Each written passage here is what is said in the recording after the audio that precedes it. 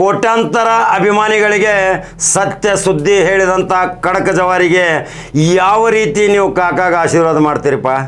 ಸತ್ಯ ಹೇಳವ, ಸತ್ಯ ಇಲ್ಲದ ಯಾವುದೂ ಹೇಳಂಗಿಲ್ಲ. ಅಡ್ವಾನ್ಸ್ ಭವಿಷ್ಯ ಹೇಳಿದ್ನಿ, ಬಾಗಲಕೋಟೆ ಗೆಲ್ತೈತಿ 15-20 ಸಾವಿರದಿಂದ, ಹಂಗಾತ.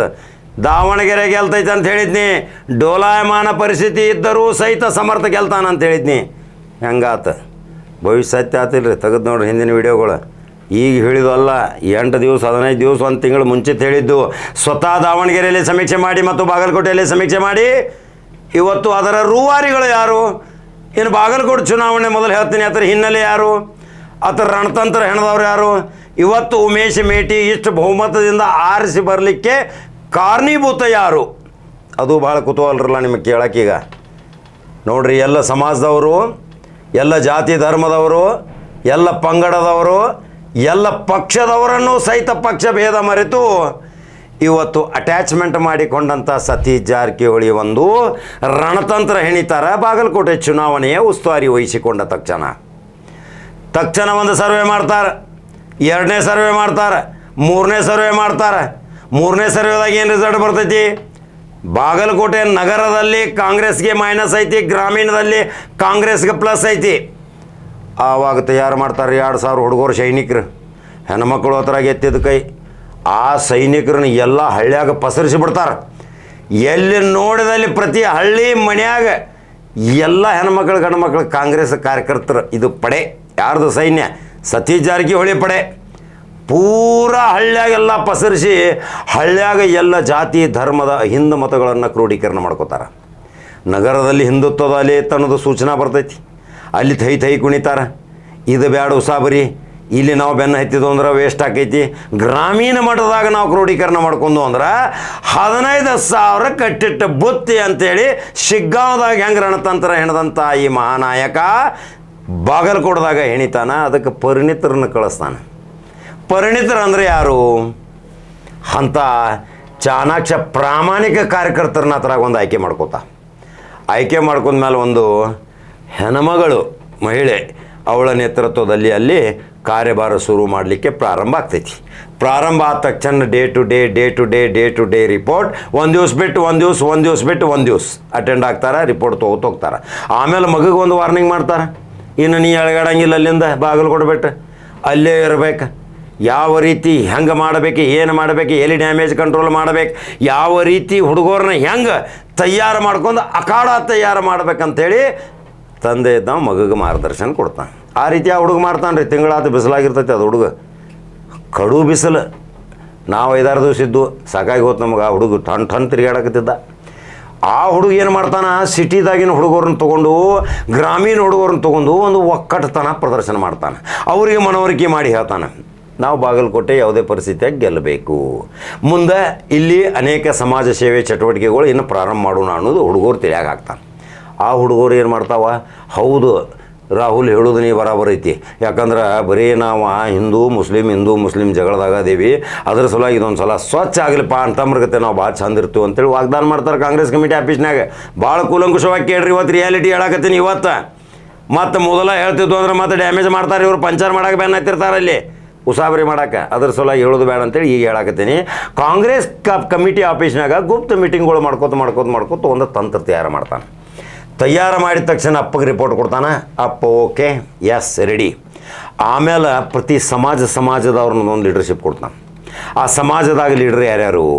ಈಗ ಒಂದೊಂದು ಸಮಾಜ, ಹಾಲುಮತ ಸಮಾಜದವ್ರಿಗೆ ಒಂದು ಜವಾಬ್ದಾರಿ, ವೀರಶೈವ ಲಿಂಗಾಯತ ಸಮಾಜದವ್ರಿಗೆ ಒಂದು ಜವಾಬ್ದಾರಿ, ಆಮೇಲೆ ಪಂಚಮಶಾಲಿ ಒಂದು ಜವಾಬ್ದಾರಿ, ಉಳಿದವ್ರು ಮತ್ತು ಅಲ್ಲಿ ಸಣ್ಣ ಪುಟ್ಟ ಸಮಾಜದವ್ರಿಗೆ ಒಂದೊಂದು ಜವಾಬ್ದಾರಿ ಕೊಟ್ಟು ಆಯಾ ಲೀಡ್ರ್ಗಳನ್ನ ತಯಾರು ಮಾಡಿ, ಮೈಕ್ರೋ ಕಮ್ಯುನಿಟಿ ಯಾರದಾರ ಅವ್ರಿಗೆ ಒಂದು ಹೆಣ್ಮಗಳನ್ನ ತಯಾರು ಮಾಡಿ ಅದನ್ನ ನೇತೃತ್ವ ವಹಿಸಿ ಬಿಡ್ತಾರೆ.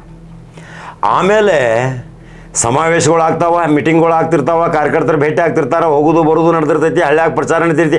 ಬರದಿಂದ ಪ್ರಚಾರ ನಡೆಯೋ ಟೈಮ್ದಾಗ ಆದರೂ ಸತೀಶ್ ಜಾರಕಿಹೊಳಿ ಸುಮ್ಕೊಂಡಂಗಿಲ್ಲ ರೀ, ನಾವು ಗೆಲ್ಲತ್ತೇವೆ ಅಂತೇಳಿ ಮತ್ತು ಕೌಂಟರ್ ಚೆಕಿಂಗ್. ಒಬ್ಬನ ಅಲ್ಲಿ ಬಿಟ್ಟ ತಕ್ಷಣ ಅವೇನು ಮಾಡತ್ತಾನ ಅನ್ನೋದು ಮತ್ತೊಬ್ಬನ ಚೆಕಿಂಗ್. ಪೊಲೀಸಿನ ಮೇಲೆ ಹವಾಲ್ದಾರ ಮೇಲೆ PSI ಮೇಲೆ CPI ಮೇಲೆ DSP ಮೇಲೆ ಅಡಿಷ್ನಲ್ SP ಆದಮೇಲೆ SP ಮೈಕ್ 2 ಅದು ಜುಟ್ಟ ಹಿಡಿಬೇಕಲ್ಲ, ಆಮೇಲೆ ಗಟ್ಟಿ ಚೆಕ್ ಮಾಡ್ಬೇಕಲ್ಲ. ಮತ್ತು ಇವ್ರು ಏರಾಪಿರಿ ಮಾಡ್ರಂದ್ರೆ ಓವರ್ ಕಾನ್ಫಿಡೆನ್ಸ್, ಯಾವಾಗಲೂ ಅತಿ ಭರವಸೆ ಇಡಂಗಿಲ್ಲ. ಸತೀಶ್ ಜಾರಕಿಹೊಳಿ ತಲೆಗೆ ಇಟ್ಕೋರಿ, ಏನು ಪ್ಲ್ಯಾನ್ ಸ್ಕೆಚ್ ಹಾಕ್ತಾನೆ ಆ ಬ್ಲೂ ಪ್ರಿಂಟ್ ರೆಡಿ ಆಗಬೇಕು, ಅದರ್ ಟೈಪ್ ಪಿಲ್ಲರ್ ಆಗಬೇಕು, ಅದರ್ ಟೈಪ್ ಇಮಾರತ್ ತಯಾರಾಗಬೇಕು. ಇದು ಕಾನ್ಸೆಪ್ಟು ಇರುವುದು ಸತೀಶ್ ಜಾರಕಿಹೊಳಿಯಿಂದ. ತಕ್ಷಣ ಅವಾಗ ಸಂತೋಷ್ ಓಕರಾನಿ ಮತ್ತು ಹಿರಿಯ ಮಾಜಿ ಸಚಿವ ಅಜಯ್ ಕುಮಾರ್ ಸರ್ನಾಯ್ಕ, ಆಮೇಲೆ ನಮ್ಮ ವೀಣಾ ಕಾಶಪ್ಪನವರ ಮತ್ತು ಉಳಿದವರು ಹೆಣ್ಮಕ್ಳು ಮತ್ತು ಸಮಾಜದ ಮುಖಂಡರು, ಅಂಜುಮನ್ ಸಂಸ್ಥೆ ಅಧ್ಯಕ್ಷರು ಭಾಳ ಜನ ಆಧಾರ ಹೆಸರು ಹೇಳ್ಕೊತ ಕೂತ್ರೆ ಮತ್ತು ಉದ್ದು ಪಟ್ಟಿ ಹಾಕೈತಿ. ಆ ಅಂಜುಮನ್ ಮಾಜಿ ಅಧ್ಯಕ್ಷರು ಎಲ್ಲರದು ಒಂದು ಗುಪ್ತ ಮೀಟಿಂಗ್ ಕರೆದು ಎಲ್ಲರಿಗೂ ಒಂದೊಂದು ವಾಗ್ದಾನ ಕೊಟ್ಟು ಅಲ್ಲಲ್ಲಿ ಅವರಿಗೆ ಒಂದು ತಾಕೀತು ಮಾಡ್ತಾನೆ. ಈ ಟೈಪ್ ನೀವು ಹಿಂಗೆ ಮಾಡಬೇಕು, ಇಷ್ಟು ಬರಬೇಕು, ಇಷ್ಟು ಓಟ್ ಬರಬೇಕು, ಇಂತಿಷ್ಟು ನಾವು ಗೆಲ್ಲಬೇಕು. ಮುಗಿದೋತ್ರಿ, ಪಸರಿಸಿ ಹೋಗಿಬಿಡ್ತೈತಿ ಎಲ್ಲರೂ. ಪಸರಿಸಿ ಹೋದ ತಕ್ಷಣ ಈ ನಮೂನಿ ಚುನಾವಣೆದಾಗ ಪ್ರಚಾರ ಮಾಡ್ತಾರೆ. ಆ ಪ್ರಚಾರ ಮಾಡಾಕ ಭಾರತೀಯ ಜನತಾ ಪಕ್ಷದವ್ರಿಗೆ ಕಾರ್ಯಕರ್ತರು ಸಿಗಂಗಿಲ್ಲ. ಹುಡುಕ್ಯಾಡ್ಕೊತ ಹೋತ ಚರಂತಿ ಮಠ ಪಾಪ ಎಲ್ಲಿ ನೋಡಿದಲ್ಲಿ ಏನಪ್ಪ 5 ದಿವಸ ಬರೀ ಅವ್ನು ಮತ್ತಿನ್ನು 1.5-2 ವರ್ಷ ನಮ್ಮ ಚುನಾವಣೆ ಬರುವ 5 ದಿವಸ ಬರೋಣ ಬೇಡ ಅಂತೇಳಿ ನಾ ಸೋಲೋದಂತೂ ಗ್ಯಾರಂಟಿ ಅಂತೇಳಿ ಮೊದಲೇ ಒಪ್ಕೊಂಡ್ಬಿಟ್ಟಿದ್ದ. ಚರಂತಿ ಮಠ ಮೈನಸ್ ಆಗಿದೆ ಅದರಿಂದ ಅದು ಹೇಳಿದ್ರೆ ನಾನು ನಿಮಗೆ ಲೈವ್ ಬಂದಿದ್ದ ಈಗಾಗಲೇ ಮತ್ತೆ ಪದೇ ಹೇಳೋದು ಬೇಡ, ಮತ್ತು ನಾವೆಲ್ಲಿ ಬಾಯಿ ಕೆಡ್ಸ್ಕೊಳ್ಕೊಂಡುದ ಆ ವ್ಯಕ್ತಿಯಿಂದ ಸೋತ ಹೋಗಲಿ.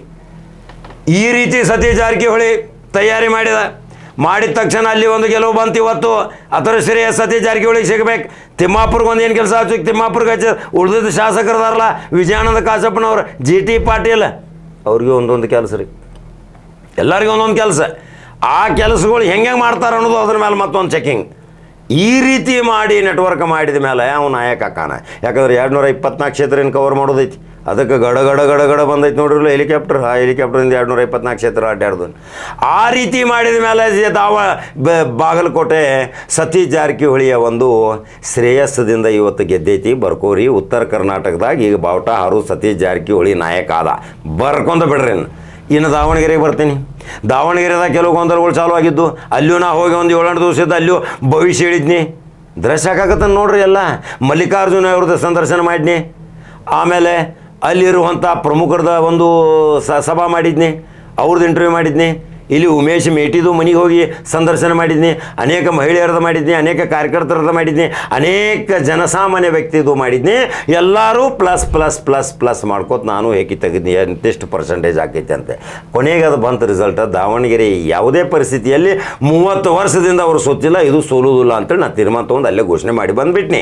ಅದು ಮಲ್ಲಿಕಾರ್ಜುನ ಅವರು ಇನ್ನೂ ನೆನಪಲೆ ಹೇಳ್ತಾರೆ ನನಗೆ, ಕಾಕಾ ನೀ ಹೇಳಿದ ಬರಾಬರ್ 100% ಆಗೈತೆ ನೋಡು ಅಂತೇಳಿ. ಇದು ಮೆಚ್ಚಬೇಕು, ರಾಜಕೀಯ ಲೀಡ್ರಿಗೆ ಮೆಚ್ಚಬೇಕು.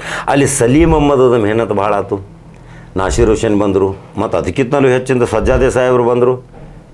ಅಲಿಬಾಬಾ ಗುಲ್ಬರ್ಗಾದಿಂದ ಅವ್ರು ಲಕ್ಷಾಂತರ ಅಭಿಮಾನಿಗಳ್ರಪ್ಪ. ಎಲ್ಲಿ ನೋಡಿದಲ್ಲಿ ಅವ್ರು ಬರೀ ಅವ್ರನ್ನ ಭೇಟಿಯಾಗಿ ಬರಾಕಿತ್ತು ಇಲ್ಲಿ ಮಂದಿ.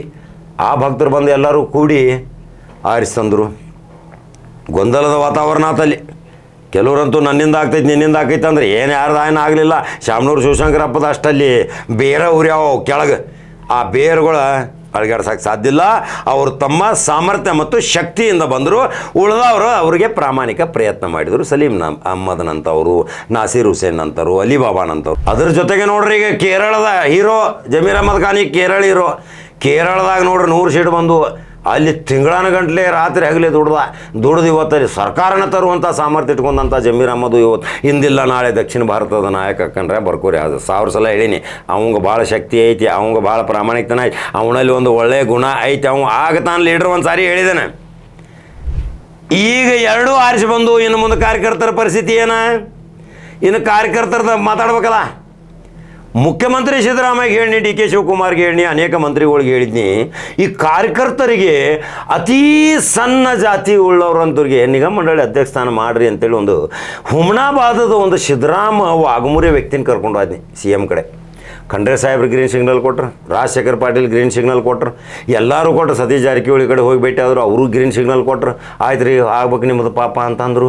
ಸಿದ್ದರಾಮಯ್ಯನೂ ಆಯಿತು ಚುನಾವಣೆ ಮುಗಿಲಿ, ಚುನಾವಣಾ ಇನ್ನು ನಾಮಿನೇಷನ್ ನಡೆದಾವ ಅದಂದರು. ಈಗ ಚುನಾವಣೆ ಅಂತೂ ಮುಗೀತು ಸಿದ್ದರಾಮಯ್ಯನವರೇ. ಈಗ ಸಿದ್ದರಾಮ ವಾಘಮೂರ್ಯಗೆ ಈಗ ನಿಗಮ ಮಂಡಳಿ ಅಧ್ಯಕ್ಷ ಮಾಡ್ಬೇಕಲ್ಲ. ಕಾರ್ಯಕರ್ತರಿಗೆ ಏನೇನು ಆಶ್ವಾಸನೆ ಕೊಟ್ಟರೆ ಆ ರೀತಿ ಆಗಬೇಕು. ಆಗಲಿಲ್ಲ ಅಂದರೆ 28 ಡಮಾರ್ ಉತ್ತರ ಕರ್ನಾಟಕದಿಂದ ಯಾರ್ಯಾರಿಗೆ ಆಗ್ಬೇಕು MLC ಎಲ್ಲ ಹೆಸರು ಹೇಳೇನು, ಅವರೆಲ್ಲರೂ MLC ಆಗಬೇಕು. ನಿಗಮ ಮಂಡಳಿ ಅಧ್ಯಕ್ಷ ಕೊಡ್ಬೇಕು. 2 ಆರಿಸ್ತಂದಾರ, ಕೀರ್ತಿ ಹೆಚ್ಚಿಸಿದಾರ, ಮತ್ತು ಮಾನ ಮರ್ಯಾದೆ ಉಳಿಸ್ಯಾರ ಕಾಂಗ್ರೆಸ್. ಇನ್ನು ನೀವೇನು ಮಂತ್ರಿಗಳದಿಲ್ಲ, ಸತೀಶ್ ಜಾರಕಿಹೊಳಿ ನೇತೃತ್ವದಾಗ ಏನು ಹಿರಿಯರ ಮಂತ್ರಿ ಎಲ್ಲರೂ ಅದ ರೀ. ಪಟ್ಟಣ 2,000 ಕಾರ್ಯಕರ್ತರಿಗೆ ನಿಗಮ ಮಂಡಳಿ ಸ್ಥಾನ, ಅಧ್ಯಕ್ಷ, ನಿರ್ದೇಶಕ ಸ್ಥಾನ ಬಡ ಬಡ ಹಂಚ್ರಿ. ಅಂದಾಗ ನಿಮ್ಮ ಭವಿಷ್ಯ 28ಕ್ಕೆ ನಿಮ್ಮ ಬೆನ್ನು ಹತ್ತಾರೆ. ಇಲ್ಲಿಕಂದ್ರೆ ನಿಮ್ಮ ಬೆನ್ನು ಹತ್ತೋದಿಲ್ಲ. 28ಕ್ಕೆ ಮತ್ತೆ ಭಾರತೀಯ ಜನತಾ ಪಕ್ಷದವ್ರು ಮತ್ತೊಂದು ಸೋಂಗ್ ಹಾಕೊಂಬರ್ತಾರೆ. ಮತ್ತು ಅವಾಗ ಏನು ಮಾಡೋರು ನೀವು? ಅದ್ರ ಸಲುವಾಗಿ ಈಗ ಐತಿ ಕಾಲ. ಈಗ ಸಿದ್ದರಾಮ ಆಗಮೂರಿನಂಥ ಒಬ್ಬ ಬಡ ಮನುಷ್ಯ, ಹಿಂದುಳಿದ ನಾಯಕ, ದಾವಣಗೆರೆಗೆ ಉಸ್ತುವಾರಿ ಹಾಕಿರು, ವಾರಗಂಟ್ಲೆ ಹೋಗಿ ಮನೆ ಅಡ್ಡಿ ಹಾರಿಸ್ತಂದು ಪಾಪ. ಅವ್ರು ತಮ್ಮ ಜಾತಿ ಧರ್ಮದವ್ರು ಮನೆಗೆ ಹೋಗಿ ಕೈ ಕಾಲು ಬಿದ್ದು ಇವ್ರಿಗೆ ಆಗಬೇಕು, ಸಮರ್ಥ ಶಾಮನೂರು ಬರಬೇಕು ಆರಿಸಿ ಅಂತೇಳಿ ಅಜ್ಜ ಹೇಳಿದ್ರಿ. 65 ವಯಸ್ಸಿನ ಅಜ್ಜ 50 ವರ್ಷದಿಂದ ಕಾಂಗ್ರೆಸ್ದಾಗ ದುಡ್ದಾನ, ಇನ್ನು ತನಕ ಅವ್ನು ಕೊಟ್ಟಿಲ್ಲ ಅಂದ್ರೆ ಈಗ ಸಿದ್ದರಾಮಯ್ಯ ಪೆನ್ ತೊಗೋಬೇಕು, ಸಹಿ ಮಾಡ್ಬೇಕು. ಏನು 2 ದಿವಸನಾಗ ಅಧ್ಯಕ್ಷ ಆಗಿ ಬರ್ಬೇಕು ಸಿದ್ದರಾಮ ಆಗಮೂರೆ. ಇರ್ಲಿಕ್ಕಂದ್ರೆ 28ಕ್ಕೆ ಡಮಾರ್ ಬಿಡಂಗೇ ಇಲ್ಲ. ನಾವು ತಯಾರಾಗೇನಿತ್ತು. ಯಾಕ ಕಾರ್ಯಕರ್ತರು ದುಡ್ದಾರ. ಉತ್ತರ ಕರ್ನಾಟಕದಿಂದ ಎಷ್ಟು ಅದಾರ? ಹಾವೇರಿದಿಂದ ಹುಬ್ಬಳ್ಳಿ, ಧಾರವಾಡ, ಬೆಳಗಾವಿ ಮತ್ತು ಬಾಗಲಕೋಟೆ, ಬಿಜಾಪುರ MLC ಯಾರು ಆಗಬೇಕು, ಮಹಿಳೆಯರು ಯಾರು MLC ಆಗಬೇಕು, ಎಲ್ಲ ಸವಿಸ್ತಾರವಾದ ವರದಿ ಹೇಳೀನಿ. ಪದೇ ಪದೇ ಹೆಸರು ಹೇಳಿದಂದ್ರೆ ವೈಭವೀಕರಣ ಆಕೈತಿ. ಏನಪ್ಪ ಅವ್ರದ್ದು ಹೇಳ್ತಾನಂತೇಳಿ ಈಗ ಎಲ್ಲರದು ದೃಶ್ಯಗಳು ಹಾಕಾಕತ್ತಾನ. ಉಮೇಶ್ ಮೇಟಿದು ಇಂಟರ್ವ್ಯೂ ತೊಗೊಂಡು, ಮಲ್ಲಿಕಾರ್ಜುನ ಇದು ತೊಗೊಂಡಿದ್ನಿ. ಆ ಪ್ರಕಾರ ಸತ್ಯ ಹೇಳ್ತೈತಿಲ್ಲ ಕಡಕ ಜವಾರಿ ಕಾಕಾನ್ ಚಾನಲ್. ಏನೇನು ಮಾತಾಡ್ತೀರಿ, ಏನೇನು ಬೇಯ್ತೀರಿ, ಬೇದವ್ರು ನೀವು ಬೂದಿ ಆಗ್ತೀರಿ. ಅದರ ಸಲುವಾಗಿ ಕರ್ನಾಟಕದ ಹೈಕಮಾಂಡ್ ಇವತ್ತು ನಾನು ಹೈಕಮಾಂಡ್ಗೆ ಒಂದು ವಿನಂತಿ ಮಾಡ್ತೀನಿ. ಕಾಂಗ್ರೆಸ್ ಹೈಕಮಾಂಡ್ಗೆ ದುಡಿದ ಕಾರ್ಯಕರ್ತರಿಗೆ ಮೊದಲ ಪ್ರಾಶಸ್ತ್ಯ ಕೊಡ್ರಿ. ಹೆಣ್ಮಕ್ಳು ಎಲ್ಲರೂ ಅದಾರ. ಲಿಸ್ಟ್ ನಿಮ್ಮ ಕಡೆ ಐತಿ. ಈಗ ತಕ್ಷಣ ಅಧ್ಯಕ್ಷ ನಿಗಮಗಳು ಮಂಡಳಿಗಳು ಮಾಡಿರಿ. ಮೈಕ್ರೋ ಕಮ್ಯುನಿಟಿ ಸಣ್ಣ ಏನದ ಅವ್ರಿಗೆ ಎಂದೂ MLA ಆಗೋದಿಲ್ಲ, MLCನೂ ಆಗೋದಿಲ್ಲ. ಪಾಪ ಅವ್ರಿಗೆ ಅಧ್ಯಕ್ಷ ಸ್ಥಾನ ಕೊಡ್ರಿ. ಪ್ರಬಲ ಕೋಮಿನವ್ರಿಗೆ MLC ಕೊಡ್ರಿ. ಮುಂದೆ ಟಿಕೆಟ್ಗಳು 28ಕ್ಕೆ ಯಾರು ಆರಿಸಿ ಬರ್ತಾರೆ ಅಂಥವ್ರಿಗೆ ಕೊಡ್ರಿ. ಹೊಸಬ್ರಿಗೆ ಕೊಡ್ರಿ. ಮಂತ್ರಿಮಂಡಲ ರಚನೆ ಆಕೈತಿ, ಹೊಸಬ್ರು ಬರ್ತಾರೆ. ಈಗಂತೂ 2 ಆರಿಸಿ ಬಂದು. ಇನ್ನು ಹೈಕಮಾಂಡ್ ಭಾಳ ಖುಷ್. ಇನ್ನು ಮಂತ್ರಿಮಂಡಲ ವಿಸ್ತರಣೆ ಸಲೀಂ ಅಹ್ಮದ್ನಂತವ್ರು, BK ಹರಿಪ್ರಸಾದ್ನಂತವ್ರು, ಅಜಯ್ ಸಿಂಗ್ನಂತವ್ರು, ಪ್ರಸಾದ್ ಅಬ್ಬಯ್ಯನಂತವ್ರು ಎಲ್ಲ ಮಂತ್ರಿ ಹಾಕಾರ. ಈಗ ಭಾಳ ಖುಷಿ ಪಡೋನಲ್ರಿ ಮಂತ್ರಿಗಳು ಆಗ್ತಾರೆ. ಅಪ್ಪಾಜಿ ನಾಡಗೌಡನಂತವ್ರು ಹಾಕಾರ. ಮೈಸೂರು ಸ್ಯಾಂಡಲ್ ಸೋಪ್ ನೋಡ್ರಿ 500 ಕೋಟಿ ಫೈದೆ ಮಾಡಿ ತೋರಿಸ್ರಿ. ಅಂಥ ಇಚ್ಛಾಶಕ್ತಿ ಶಾಸಕ MB ಪಾಟೀಲ್ ಹೇಳೇ ಬಿಟ್ಟಾರ ಮಂತ್ರಿ ಮಾಡ್ತಾರಂತ ಹೇಳಿ. ಇನ್ನು ಅವರು ಮಂತ್ರಿಗಳು ಆಗ್ತಾರೆ. ಇನ್ನು ಬೆಳಗಾವಿ ಜಿಲ್ಲಾದಿಂದ ಆದ್ರೆ ಲಕ್ಷ್ಮಣ ಸವದಿ ಆಗಬೇಕು, ಇರ್ಲಿಕ್ಕೆ ಮಹಂತೇಶ್ ಕೌಜಲ್ಗಿ ಆಗಬೇಕು, ಇರ್ಲಿಕ್ಕಂದ್ರೆ ಹೆಬ್ಬಾಳ್ಕರ್, ಸತೀಶ್ ಜಾರಕಿಹೊಳಿ ಕಂಟಿನ್ಯೂ. ಈ ಮುಂದೆ ಯಾರೂ ಆಗೋದಿಲ್ಲ. ಇದು ಕಡಕ ಜವಾರಿ ಕಾಕನ ಭವಿಷ್ಯ 110%. ಯಾರು ನಾನು ಹಾಕಣಂತೇಳಿ ಏನು ಅಡ್ಡಾಡತ್ತಾರಲ್ಲ ಅದೇನು ನಡೆಯೋದಿಲ್ಲ. ಟಿಶ್ಯೂ ಪೇಪರ್ ಗತೆ ಅಡ್ಡಾಡ್ರೆ ಆಗೋದಿಲ್ಲ, ಅವ್ರಿಗೆ ಮಾಡೋದಿಲ್ಲ. ಆದ್ರೆ ಲಕ್ಷ್ಮಣ ಸವದಿ ಆಗ್ಬೇಕು, ಮಹಂತೇಶ್ ಕೌಜಲ್ಗಿ ಆಗ್ಬೇಕು. ಸಭ್ಯ ರಾಜಕಾರಣಿ, ಶಿಸ್ತಿನ ರಾಜಕಾರಣಿ, ಗಂಭೀರ ಇದ್ದಂಥ ರಾಜಕಾರಣಿಗಳು ಇವರಿಬ್ಬರು. ಇಲ್ದಿದ್ರೆ ಮತ್ತು ಇವರ ಇಬ್ಬರು ಕಂಟಿನ್ಯೂ. ಮುಂದೆ 28ರ ನಂತರ ನೋಡೋಣ. ಹಾಗಾದ್ರೆ ಸತೀಶ್ ಜಾರಕಿಹೊಳಿ ಮಾಡಿದ ಪೂರ ಸಾರಾಂಶ ರಹಸ್ಯ ವಿಷಯಗಳನ್ನು ಬಾಗಲಕೋಟದ ಹೇಳಿದ್ದೀನಿ, ದಾವಣಗೆರೆದು ಹೇಳಿದ್ದೀನಿ. ಕಾರ್ಯಕರ್ತರ ಶಾಪ ತೊಗೊಳಕ್ಕೆ ಹೋಗ್ಬೇಡ್ರಿ. ಕಾರ್ಯಕರ್ತರಿಗೆ ಕೊಡಲಿಲ್ಲ ಇನ್ನು ಮಾತ್ರ ಆಂದೋಲನ ಚಾಲು ಆಕೈತಿ. ಹಾಗಾದ್ರೆ ಯೂಟ್ಯೂಬ್ದಾಗ ಬಟನ್ ಹೊಡಿತೀರಿ, ಫೇಸ್ಬುಕ್ ಫಾಲೋ ಮಾಡ್ತೀರಿ. ಮತ್ತೊಂದು ಕಡಕ ಜವಾರಿ ಸುದ್ದಿ ಹೋಗಿ ಬರ್ತೀನಿ. ನಮಸ್ಕಾರ.